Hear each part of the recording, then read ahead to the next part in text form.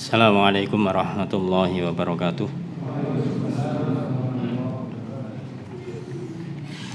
Innal hamdalillah nahmaduhu wa nasta'inuhu wa nastaghfiruh wa na'udzu billahi min shururi anfusina wa min sayyiati a'malina may yahdihillahu fala mudilla lahu wa may yudlil fala hadiya lahu.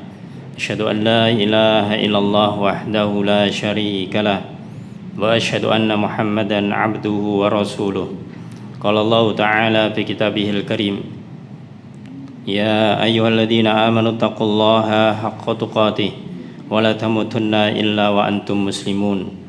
Amma ba'du, fa inna asdaqal hadithi kitabullah wa khairal hadi hadi Muhammadin sallallahu alaihi wasallam wa syarrul umuri muhdatsatuha wa kullu muhdatsatin bid'ah wa kullu bid'atin dhalalah wa kullu dhalalatin finnar. Allahumma salli ala Muhammad wa ala alihi wa ashabihi wa man tabi'ahum bi ihsanin ila yaumiddin. Ayyuhal ikhwah azani wa azkullah jamaah salat maghrib yang semoga selalu dirahmati Allah Subhanahu wa taala. Alhamdulillah, puji syukur kita panjatkan kehadirat Allah Subhanahu wa taala atas segala nikmat-nikmat Allah berikan kepada kita. Khususnya di malam ini kita dimudahkan Allah Subhanahu wa taala untuk bisa mengisi waktu yang Allah berikan kepada kita dalam rangka beribadah kepadanya. Di antaranya kita menyelesaikan atau barusan saja mengerjakan salat maghrib berjamaah, dan kita lanjutkan dengan talabul ilm, mencari ilmu. Semoga amalan kita selalu mendapat ridho dan balasan Allah Subhanahu wa taala. Amin ya rabbal alamin. Ayyuhal ikhwah azani wa azkullah jamaah yang dimuliakan Allah Subhanahu wa taala, kita lanjutkan kembali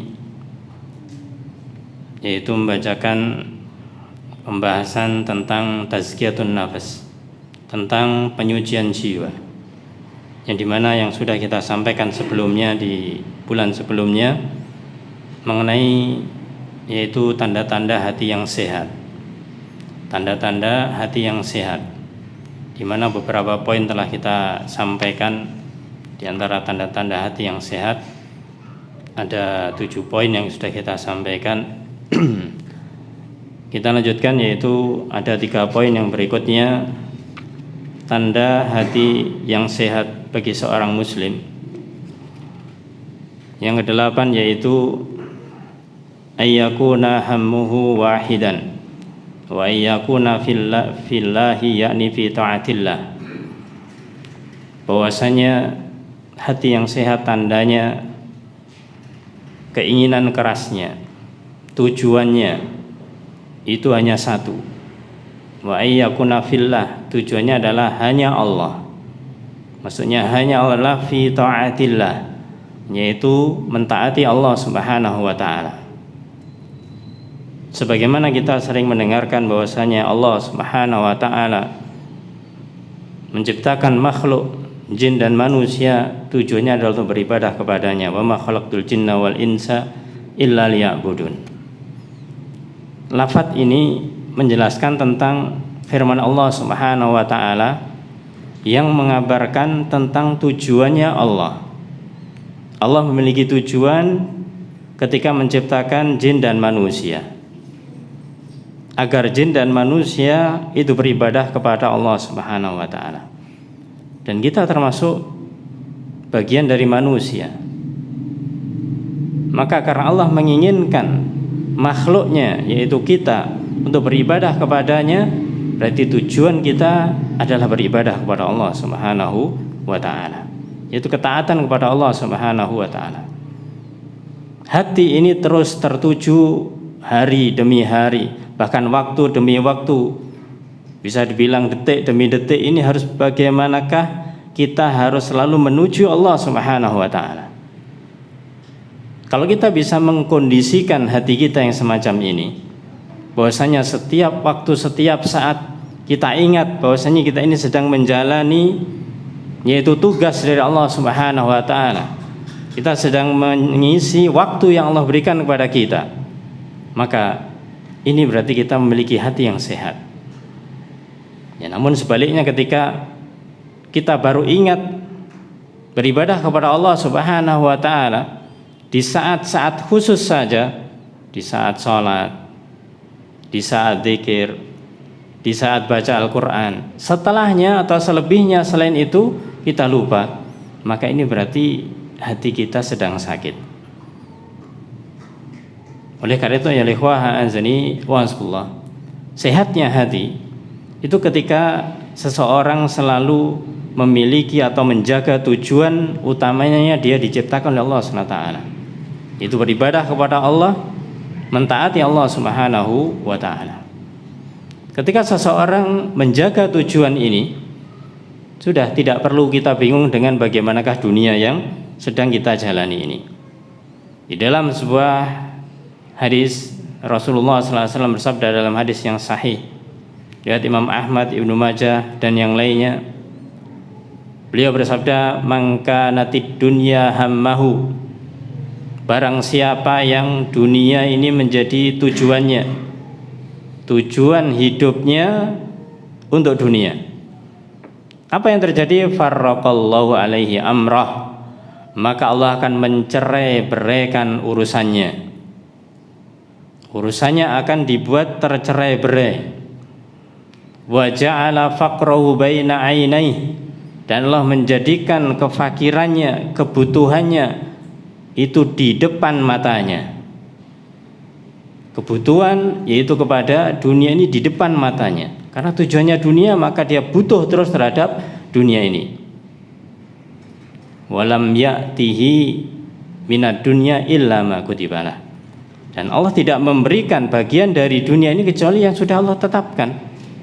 Bagaimanapun dia mengejar dunia, bagaimanapun dia berusaha keras untuk mendapatkan dunia ini, apakah dia ingin memiliki kekayaan sekian, memiliki harta benda sekian, Allah sudah menentukan seberapa rizki yang akan dia peroleh. Kalau memang seseorang itu ternyata mendapatkan harta yang dia inginkan atau bahkan melebihi, ya itulah yang Allah tetapkan. Tapi tidak sedikit di antara manusia yang mereka bahasanya yaitu terpengaruh atau mereka terpengaruhi oleh katakanlah propaganda. Kalau bahasa sekarang di prospek begitu supaya nanti sukses dunia begini-begini dan seterusnya. Sudah sekian waktu lamanya dia lakukan, kemudian dana yang dikeluarkan untuk modal untuk usaha juga tidak sedikit, tidak kunjung datang yang namanya keberhasilan. Karena Allah tentukan ya memang rezekinya tidak di situ, atau memang dia tidak memiliki rezeki yang lewat itu. Maka ini ketika seseorang dia tujuan hidupnya itu adalah dunia, Allah cerai-beraikan urusannya. Wa man kanatil akhiratu niyyatahu, dan barang siapa yang akhirat itu menjadi niatnya, tujuannya adalah akhirat, jama'allahu lahu amrah, maka Allah akan mengumpulkan urusannya, Allah akan memudahkan urusannya. Wa ja'ala ghinahu fi qalbih, dan Allah akan menjadikan kekayaan di dalam hatinya. Hatinya merasa cukup. Karena fakar itu kurang, ghina itu cukup. Maka hatinya merasa cukup. Wa atat sudunya wa hiya raghimah, dan akan datang dunia itu dalam kondisi hina dina. Yang artinya dia tidak mempedulikan dunia, dunia akan datang. Ini karena sebagai rezeki dari Allah Subhanahu wa taala. Sudah dijamin ketika seorang dia itu tujuannya adalah hanya Allah Subhanahu wa taala. Akan tapi catatannya ketika tujuannya Allah SWT, bukan berarti kemudian dia melakukan hal-hal yang sifatnya hanya ibadah bahasa kita ibadah mahdhah, ibadah yang khusus saja, tanpa ada usaha ikhtiar dengan bekerja dan lainnya. Bukan seperti itu maksudnya. Maka dia bekerja, dia berusaha, itu adalah juga sunatullah. Mengambil sebab untuk bisa mendapatkan kesuksesan adalah sunatullah, bukan diam. Sehingga ketika ada seseorang menginginkan kesuksesan, tidak lain yang dilakukan adalah hanya dari rumah ke masjid, dari masjid ke rumah tanpa melakukan usaha apapun, ya, maka dikhawatirkan orang demikian adalah orang yang tertipu. Karena dia merasa bahwasanya sudah meminta terus kepada Allah Subhanahu wa taala, hari demi harinya untuk Allah, tapi dia lupa usaha. Beda kalau misalkan dia dalam kondisi misalkan usianya sudah tua. Ketika di usia sebelumnya dia sudah mengumpulkan yang namanya kekayaan, dia memiliki harta sudah, kemudian sudah ada di wakilnya yang mengurusi, maka subhanallah, maka ini adalah nikmat dari Allah Ta'ala. Ketika orang di usia tua dia bisa menikmati usianya, dia sudah tidak terlalu disibukkan dengan dunianya dan sudah ada yang mengurusinya, sehingga dia hanya beribadah kepada Allah Subhanahu wa taala. Ini hasil. Oleh karena itu ya ikhwah, azani wa azakumullah. Kalau kita ingin melihat hati kita, apakah hati kita sehat ataukah sakit, maka seberapa jauh kita itu selalu ingat setiap aktivitas, setiap amalan kita itu untuk Allah ataukah tidak? Untuk Allah ataukah tidak? Terutama adalah amalan-amalan yang umum, pekerjaan-pekerjaan yang umum. Kalau seorang memiliki hati yang sehat, walaupun dia bekerja, katakanlah dia itu seorang pedagang, dia itu seorang tukang misalkan, dia seorang petani misalkan, maka dia akan bisa mengingat Allah Subhanahu wa taala di dalam pekerjaannya tersebut. Tidak ada satu hal atau satu pekerjaan pun yang tidak kemudian dia tidak ada hubungannya dengan Allah. Pasti ada. Hanya saja orangnya paham, bisa memahami ataukah tidak. Itu permasalahannya. Sehingga betapa besar yaitu hasutan-hasutan dari orang-orang, katakanlah orang-orang kufar, ya, orang-orang kufar, orang liberal, yang mereka berusaha untuk memilah antara urusan agama dengan urusan dunia.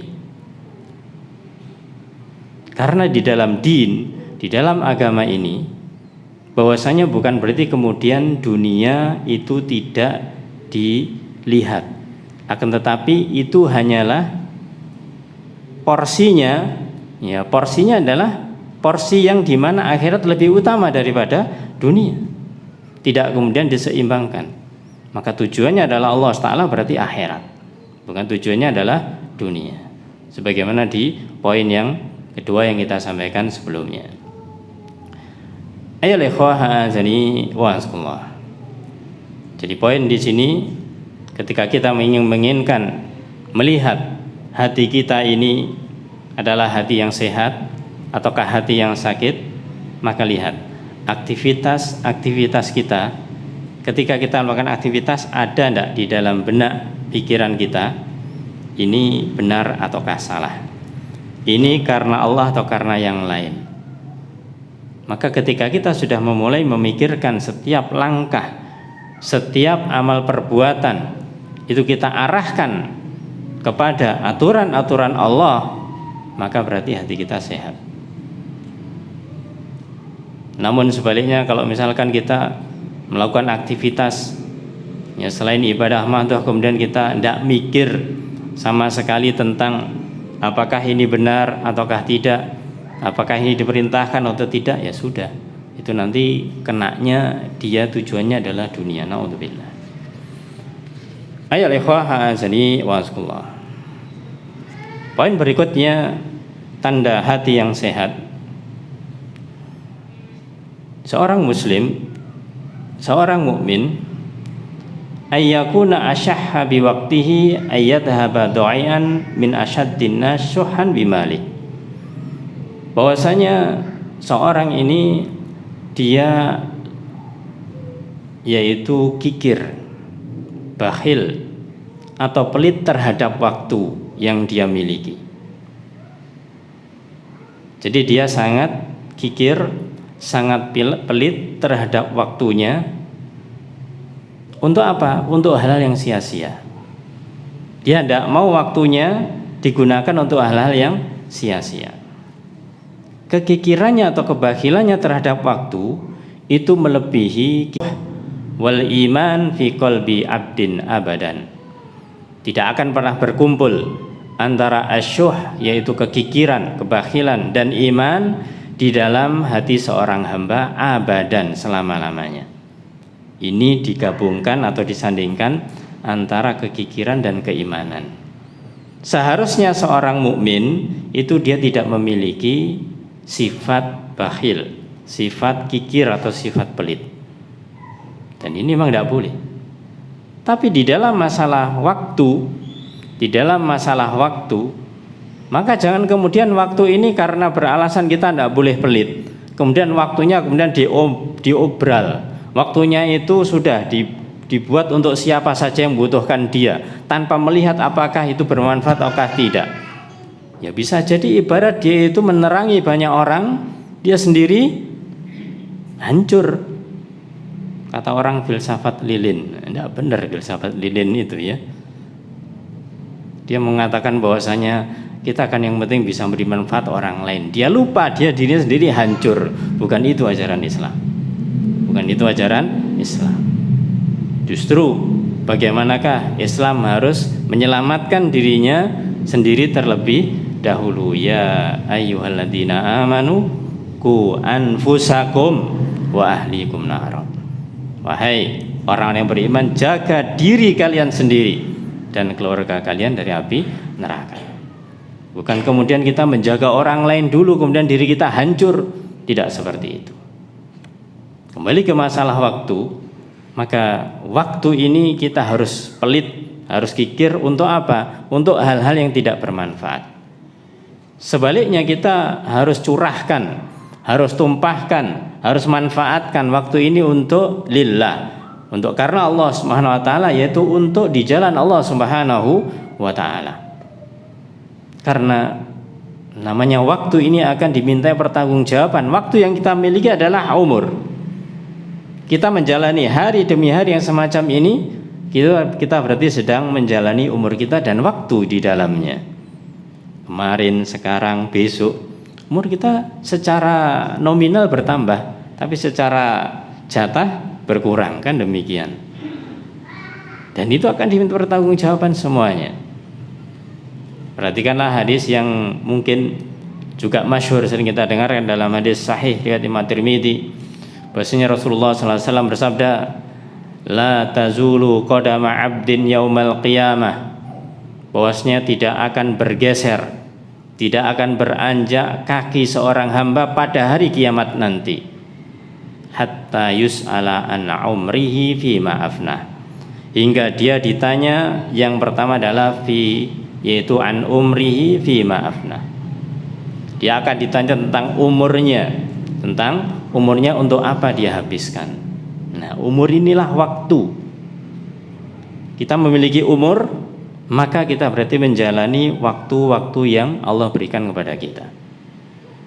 Setiap waktu yang kita manfaatkan, itulah umur yang sedang kita jalani. Dan nanti akan diminta pertanggungjawaban oleh Allah Subhanahu wa taala fi ma'afnah, untuk apa dihabiskan. Apakah dihabiskan waktu ini hanya untuk bermain-main, hanya untuk yaitu rekreasi, hanya untuk pertemuan dengan teman, ya, bermain dengan gadget, dengan HP sekian waktu banyaknya, ibadahnya ketika sempat saja, ya, naudzubillah. Maka jangan seperti itu ya ikhwah, azani wa azakullah. Yang pertama yang Allah tanyakan adalah tentang umur, yaitu tentang waktu ini untuk apa dihabiskan. Wa an ilmi fima fa'al, dan tentang ilmunya, ya, apakah ilmunya itu diamalkan ataukah tidak. Dia kalau punya ilmu, maka wajib baginya untuk mengamalkan. Ketika seseorang memiliki ilmu itu baru bermanfaat ketika diamalkan.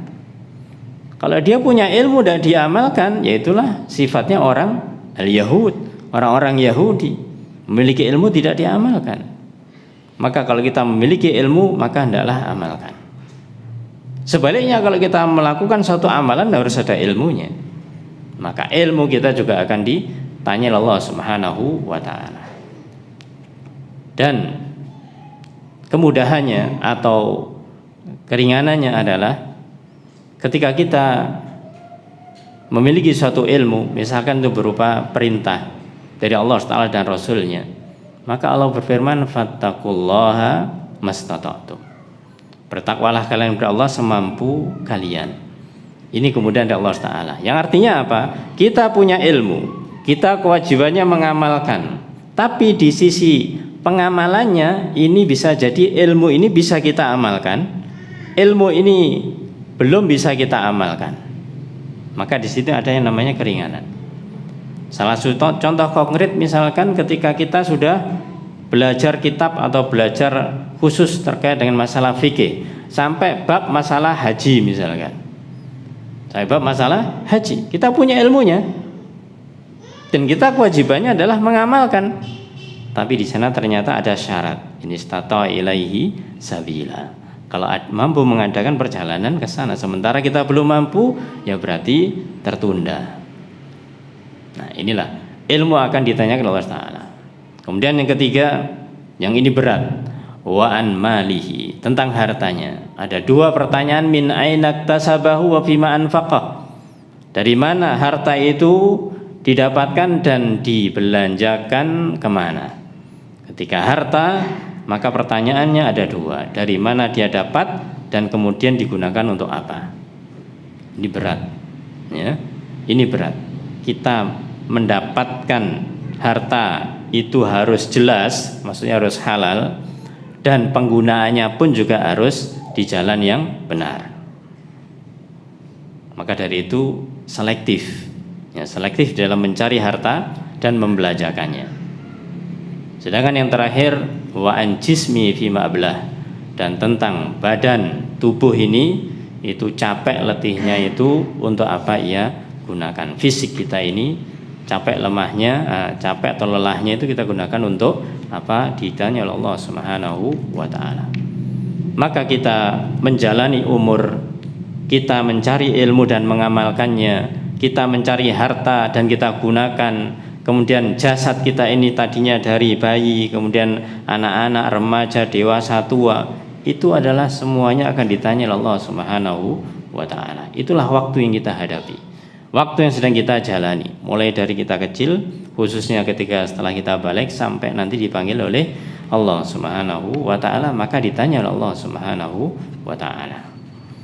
Maka kikir, bakhil terhadap waktu ini bukan sesuatu yang buruk, justru sesuatu yang baik, dan itu tanda sehatnya hati.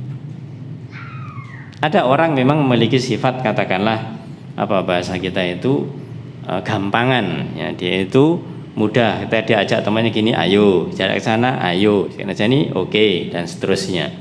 Terus pokoknya kalau untuk urusan teman itu ndak bilang nanti dulu, ayo sudah, ndak ada masalah. Ini waktunya ibaratnya diobral dengan teman-temannya, dan dia ndak pandang pula apakah temannya itu begini begitu, yang penting dia itu menyenangkan teman, supaya teman-temannya itu senang dengan dirinya. Maka seorang muslim yang memiliki hati yang sehat, maka dia akan bertanya, temannya ini sedang mengajak kita untuk apa? Kemana tujuannya? Acaranya apa? Kegiatannya apa? Kita harus bertanya terlebih dahulu, ya. Jangan asal karena sudah beres pokoknya nanti di sana. Ya, kita harus tanya.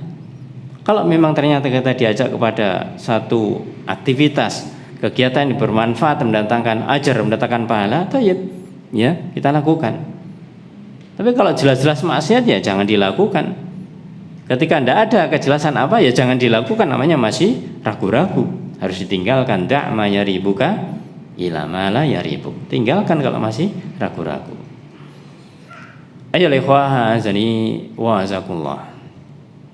Kalau kita mau jujur, ya, betapa banyak waktu-waktu yang Allah berikan kepada kita, ini kita gunakan untuk hal-hal yang kurang bermanfaat, bahkan tidak bermanfaat. Ya, kalau kita mau jujur itu, maka ini masih seperti itu. Gak usah jauh-jauh kita introspeksi. Ambil waktu yang sebentar saja. Misalkan ketika kita itu mulai dari bangun pagi sampai siang, sampai duhur lah, sampai duhur. Coba inventaris apa yang kita lakukan.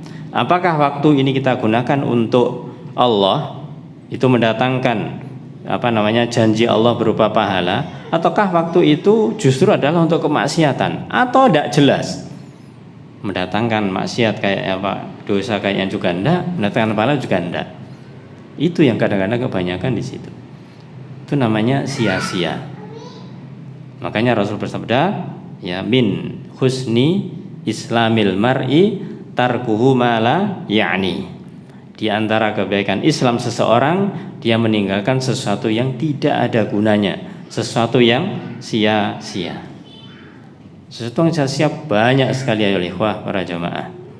Kita mungkin tidak ingin mengerjakan sesuatu yang sia-sia, tapi kondisi lingkungan kita terus menggoda, terus membujuk, terus merayu supaya kita melakukan perbuatan yang sia-sia. Kita contohkan kecil saja. Ketika kita sudah mendengar adzan, kita tahu sudah adzan, kemudian kita persiapan untuk wudhu dan mau ke masjid. Ambillah kita air wudhu. Setelah ambil air wudhu, kita tahu di masjid ini misalkan itu iqamatnya setelah adzan 10 menit lagi. Ya, kita biasanya datang ke masjid sebelumnya sholat sunnah. Sholat sunnah nggak sampai 5 menit, ya sudah, masih ada waktu 5 menit. Duduk dulu sebelum berangkat. Apa yang dilakukan? Apakah zikir? Apakah baca Quran? Nah, tiada lain kadang-kadang apa? Jawab WA, ya, lihat status atau bahkan buat status.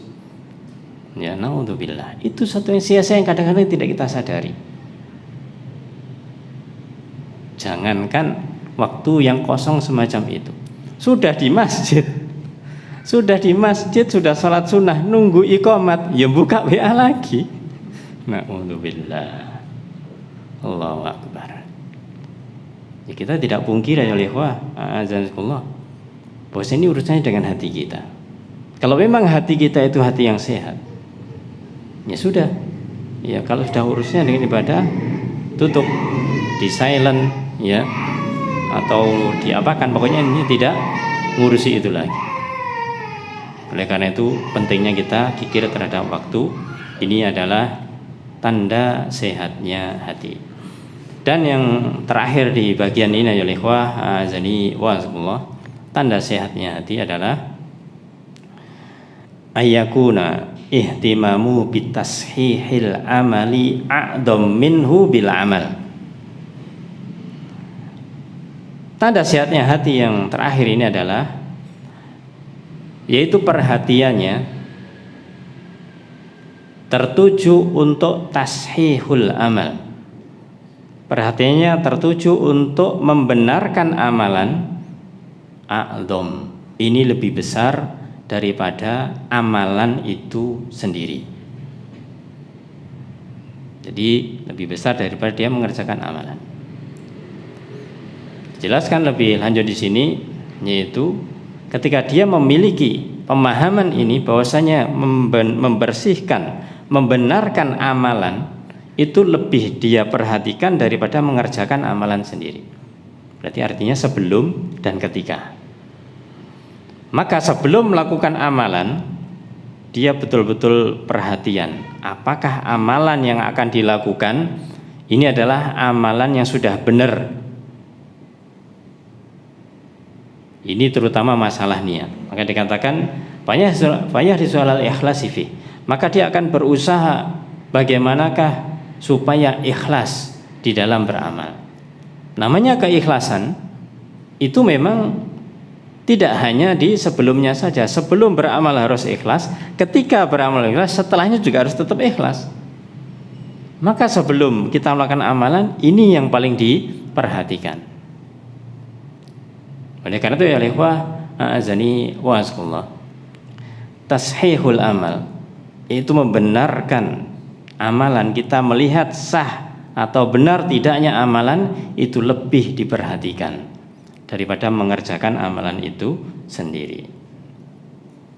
Tujuannya bukan kemudian disalahpahami, waduh saya ini mau sholat ini, ya, tapi kok hati saya nggak bisa fokus ya sudah nggak sholat dulu aja sampai fokus ya. Kapan sholatnya kalau begitu?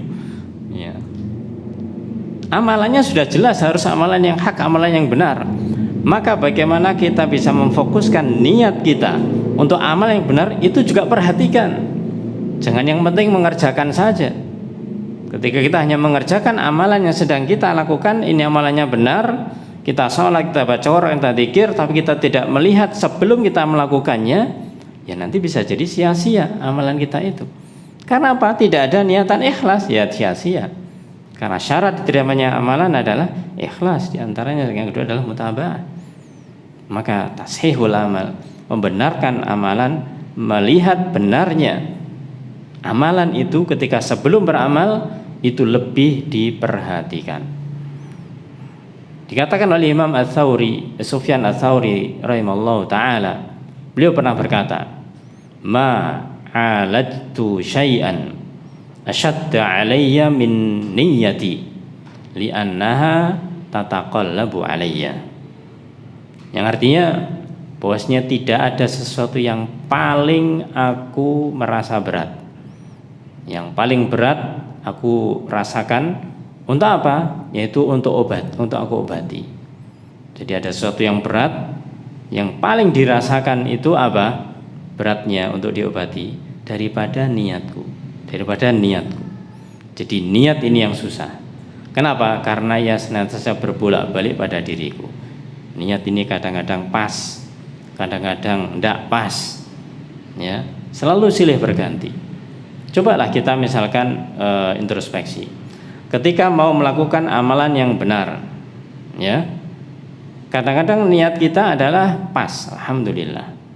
Tapi kadang-kadang kita itu tidak ada niatan, pokoknya mengerjakan saja. Nah ini yang susah. Tidak ada niat dalam beramal, tidak mungkin ini seharusnya. Tapi dia ternyata tidak memperhatikan niat ini. Maka beliau merasa bahwasanya yang paling berat untuk diobati adalah niat. Karena apa? Tadi dikatakan tataqallabu alayya, karena senantiasa berbolak-balik. Ini urusannya dengan hati. Maka ketika hati yang sehat, maka dia dimudahkan Allah Subhanahu wa taala untuk bisa fokus ketika sebelum melakukan amalan kebaikan. Ayyuhal ikhwah azani wa azakumullah. Ketika Allah Subhanahu wa taala berfirman dalam surat Al-Mulk ayat 2, Alladzi khalaqal mauta wal hayata liyabluwakum ayyukum ahsanu amala wa huwal azizul ghafur. Dialah yang menciptakan mati dan juga hidup untuk menguji kalian. Siapa di antara kalian yang lebih baik amalannya? Dan Dia Allah Maha Perkasa lagi Maha Pengampun. Mengenai ayat ini, Fudail bin Iyad rahimallahu taala beliau mengatakan, maksudnya supaya Allah menguji kalian, siapa di antara kalian yang paling ikhlas amalnya dan paling benar. Jadi ketika Allah berfirman liyabluwakum ayyukum ahsanu amala, Allah menguji kalian, ya, siapa di antara kalian yang baik amalannya, maksudnya adalah yang ikhlas, yang paling ikhlas dan paling benar. Ada dua, yang paling ikhlas dan paling benar. Sehingga beliau jelaskan, sesungguhnya sesuatu amal jika ikhlas namun tidak benar, ya maka tidak diterima. Ikhlas tapi tidak benar. Dan jika benar namun tidak ikhlas juga tidak diterima. Hingga ia ikhlas dan benar. Ikhlas yaitu dilakukan karena Allah, dan benar yaitu harus sesuai dengan sunnah Rasulullah Sallallahu Alaihi Wasallam. Maka poin yang terakhir di sini ya ikhwah azani wa azkullah, yaitu al-ikhlas wal ittiba, keikhlasan dan mengikuti petunjuk Rasulullah Sallallahu Alaihi Wasallam. Maka hati yang dia itu sehat, dia tidak akan lengah dari dua syarat ini, dari dua syarat diterimanya amal, yaitu ikhlas wal ittiba ay mutaba'ah, yaitu ikhlas dan mengikuti contoh atau perintah Rasulullah Sallallahu Alaihi Wasallam. Nah, terkait dengan bagian yang terakhir ini subhanallah, di dalam setiap amalan-amalan kita maka dituntut dengan dua hal ini.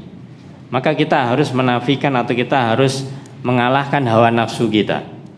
Ketika mungkin kita melihat sesuatu amalan itu ya kelihatannya amalannya benar, apalagi amalan itu dilakukan oleh orang banyak, apalagi amalan itu membuat masyarakat menjadi rukun misalkan.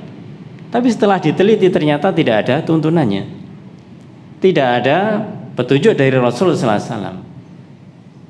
Walaupun bahasanya satu masyarakat, satu desa, bahkan satu negara, bahkan satu dunia yang mengerjakan satu amalan yang disepakati oleh mereka, akan tapi tidak ada petunjuk dari Rasul sallallahu alaihi wasallam, maka tidak benar.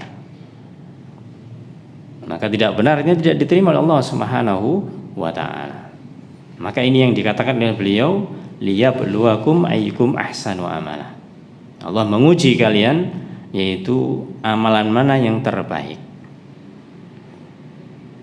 Ikhlas apalagi, karena ikhlas itu adalah urusannya adalah urusan hati, maka ini kita serahkan kepada Allah Subhanahu wa taala. Yang artinya kalau ada suatu amalan yang bisa kita lihat indikasinya adalah benar ataukah tidaknya, sesuai dengan sunnah Rasul ataukah tidaknya. Adapun keikhlasan itu Allah SWT yang mengetahuinya. Sehingga ketika ada manusia, ketika ada seseorang mengatakan meskipun dia itu rajin sholat tapi dia itu tidak ikhlas, ya sama saja. Dari mana dia tahu kalau yang mengerjakan sholat tidak ikhlas? Apalagi sampai kebalikannya, ya. Meskipun ini amalannya itu belum tentu benar, tapi kan ikhlas. Yang penting kan ikhlas. Maka kita ingat salah satu hadis Rasulullah SAW, innallaha la yanduru ila suwarikum wa amwalikum walakinnallaha yanduru ila qulubikum wa a'malikum. Kama qala sallallahu alaihi wasallam. Sesungguhnya Allah tidak melihat rupa-rupa kalian, harta kalian, tetapi yang Allah lihat adalah qulubikum wa a'malikum, yaitu hati-hati kalian dan amal-amal kalian. Hati-hati kalian adalah berupa keikhlasan yang diinginkan, sedangkan amal kalian adalah kebenaran yang diinginkan. Maka dari sini sudah jelas, artinya sudah paten. Suatu amalan ketika dilakukan dengan ikhlas saja tanpa mengikuti petunjuk Rasulullah SAW tidak akan diterima oleh Allah Ta'ala. Sesuatu amalan ketika dilakukan dengan benar sesuai dengan petunjuk Rasulullah SAW tapi tidak ikhlas juga tidak akan diterima. Maka harus ikhlason wa shawaban, harus ikhlas dan harus benar. Maka inilah ya ikhwah a'azani wa azakumullah. Hati yang sehat itu dia berusaha memiliki kualitas amalan yang sebaik-baiknya. Untuk bisa memiliki kualitas amalan sebaik-baiknya, maka dia lihat sebelum beramal. Itu kembali ke awal, tashihul amal, yaitu membenarkan niat ketika mau beramal. Ini urusannya hati. Ini urusannya hati. Apakah niat kita sudah benar ketika melakukan, ataukah kita masih ada niatan-niatan yang lainnya? Kita mau katakanlah mau datang ke kajian karena tidak enak dengan teman kita, karena kita diajak misalkan, ya kita mau sholat juga tidak enak kalau tidak sholat karena teman kita dan yang lainnya. Ini akhirnya niatnya nggak jelas. Niat tidak jelas karena orang lain. Maka harus dibenarkan, harus dibersihkan supaya niatannya benar-benar yaitu ikhlas karena Allah Subhanahu wa taala. Oleh karena itu ya ikhwah azani wa azakumullah, marilah kita di dalam setiap waktu, setiap saat yang namanya keikhlasan Dan yang namanya mutaba'ah ini menjadi jiwa kita, menjadi yaitu perhatian kita dalam melakukan apa saja. Betapa banyak yang kita saksikan orang-orang melakukan amalan-amalan ini dan itu, ini dan itu, dan dengan amalan itu mereka sepertinya kelihatan khusyuk, sepertinya bahkan ketika melakukan amalan itu bisa menangis, ya. Tapi setelah diteliti ternyata amalannya amalan tidak ada contohnya, ya, tidak ada contohnya. Walaupun dia itu misalkan, masya Allah orang itu ikhlas sekali sampai bisa nangis-nangis dan seterusnya. Ya kalau urusan nangis-nangis saja orang dia itu lihat konser nyanyi ya histeris nangis juga itu, ya. Bahkan lebih kenceng nangisnya. Lihat konser musik, lihat apa namanya itu yang nyanyi itu, ya penyanyinya itu, lihat sampai histeris sampai nangis-nangis juga. Ya. Terus apa bedanya nangisnya ini dengan itu? Ya, artinya bahwasanya nangis bukan sebagai tanda. Justru ketika seorang itu ketika dia itu ikhlas, maka kalau dia itu sedang menangis malah dia itu tutupi tangisnya sebagaimana perilaku para sahabat. Ketika para sahabat misalkan baca Al-Quran atau sedang berdoa dan yang lainnya, kemudian di antara para sahabat yang lainnya ada di sekelilingnya dan dia menangis, maka sorbannya ditutupkan supaya tidak kelihatan yang lainnya. Bukan malah kemudian dibuat berjamaah, ya. Dan itu banyak dan pengalaman, artinya kita dulu juga pernah seperti itu. Ketika ada katakanlah berdoa dan yang lainnya, yang mimpin doa itu sampai nangis-nangis, jamaahnya kok nangis semua. Nah karena mau nggak nangis yang lainnya pada nangis soalnya gak enak, terbawa suasana. Iya. Ini adalah sesuatu yang harus diteliti. Apakah amalan-amalan yang semacam itu ada syariatnya ataukah tidak? Ya, itulah ya ikhwah a'azani Allah. Marilah kita memperhatikan hati kita dan kita memperhatikan tanda-tanda sehatnya hati, dan kita berdoa kepada Allah semoga dimudahkan memiliki hati yang sehat. Amin ya rabbal alamin. Wallahu a'lam bishawab. Subhanakallahumma wa bihamdika asyhadu an la ilaha illa anta astaghfiruka wa atubu ilaik. Assalamualaikum warahmatullahi wabarakatuh.